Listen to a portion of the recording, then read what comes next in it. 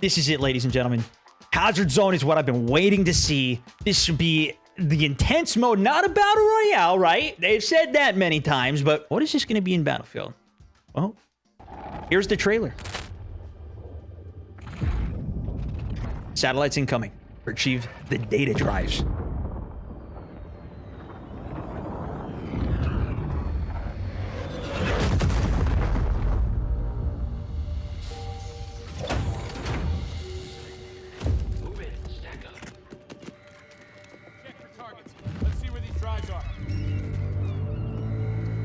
Squad's rolling out. Yo, hook me up with the snipe. Hook me up with the snipe. I'll cover you boys.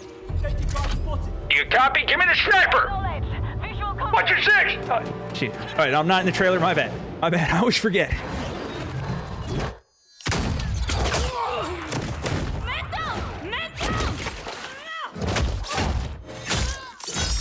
This is my squad right here. Enter the hazard zone. Every squad for themselves. Vehicles in it.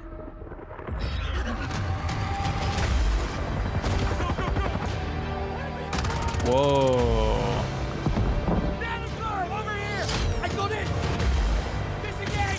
Survive and extract.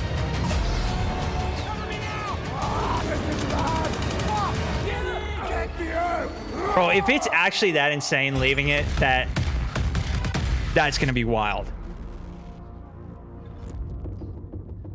Oh, man. So I actually got a little bit of insight from a presentation from EA. Big thank you to them for sending some of this info over the day before all of this launched. With that, I got some more details for you guys. Obviously, I've been very big into battle royales. I love the squad aspect. I love the competitive aspect and the stories that develop throughout it. I played a lot of different games that are even similar to it, though. One of those, namely, being Escape from Tarkov. Another, even Hunt Showdown. This is almost like a merging of the two, if you even have a reference in that. This is going to be a PvEVP mode. So there's going to be other players, but there's also going to be AI at these locations. You need to go in, secure the drives, and extract. Additionally, there's going to be satellites crashing down that you can go grab throughout the map that are going to be worth even more, that if you can secure and extract with, that much better. AI won't already be rummaging through it, won't already have some of the resources and be defending it. In the other games I mentioned, pretty much everybody can make it out if you make it to those extraction points.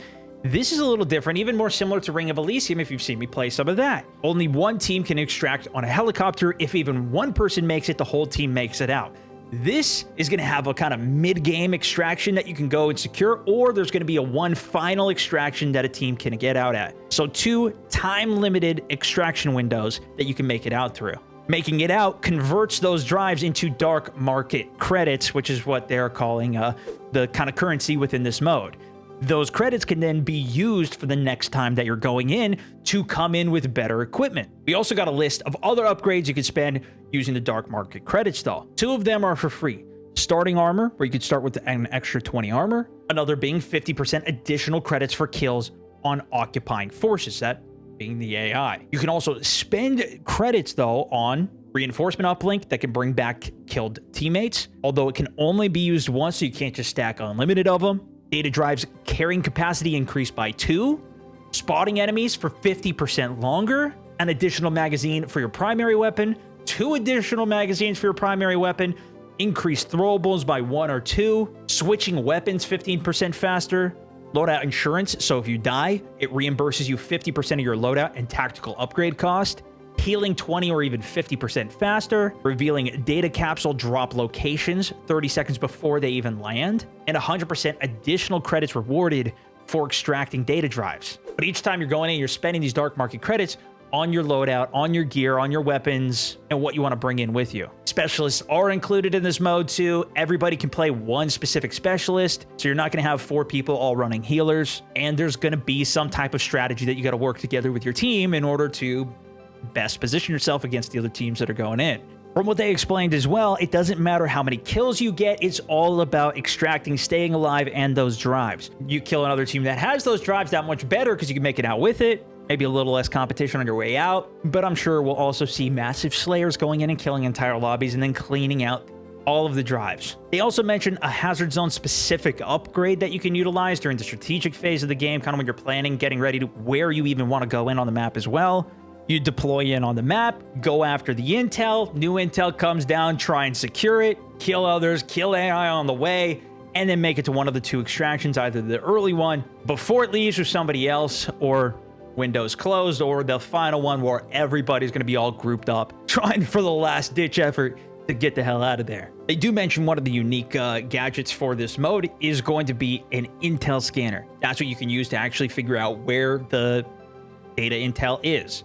Find the approximate location, and even if another squad has it, figure out where that squad is with it. We did find out at least one of the unique pieces of equipment to the hazard zone, that being the data scanner. This will tell you the approximate location of where the data intel is, even if another team has already picked it up and is working their way towards extraction with it. Doesn't tell you exactly where it is, but the approximate location, and at least one team member is going to want it so they can call it out for the team where that data is going. What I was most curious for was how many players are in these lobbies.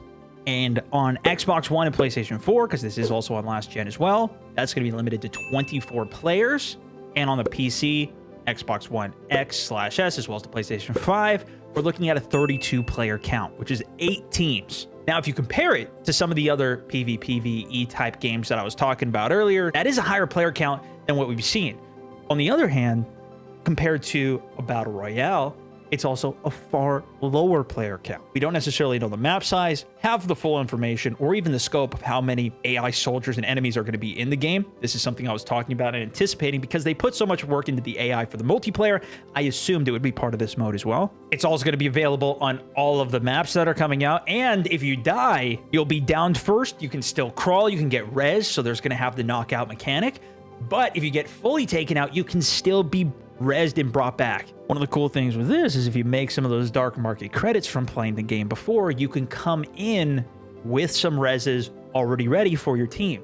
In that pre-planning phase, choosing your equipment and what you want to bring in, that could be where things get a little more interesting. Like in Tarkov, you can go in looking like a damn juggernaut with the heaviest armor, best weapon, fully kitted out, but it's also going to cost you a lot more to run that loadout. It sounds like a very interesting combination. I like that the mid-game has additional satellites and things that are going to come down. It's got a mid-game extraction you can focus on, as well as additional satellites with more data drives you can work towards collecting. It's also limited to only 2 teams being able to extract. So in theory, I think this could lead to some really insane stories and will be more competitive. It looks like a sick idea. Let me know what you guys think in the comment section down below. Give it a like. If you enjoyed, you're hyped in general for Battlefield 2042 release. Obviously, this is on top of the Portals mode where we're going to have tons of custom community games we're going to be trying out, as well as, of course, the general multiplayer with all the maps and everything we got to experience in the beta. Fingers crossed we're going to have a much smoother experience upon the launch. They've already said they're going to be doing a breakdown of the beta and everything they learned from it, so I'll keep my eye out for that post when they come out with it and do another little look at that and what they're talked about, what they learned. Hopefully, what we can expect for the game launch. Thanks so much for watching. No, that's it for this one. This is StoneMount64. Over and out. Headshot. Brand's teammate was running towards it. Get it off the ground. Oh, bring it back online. Oh, brother, he just saved me.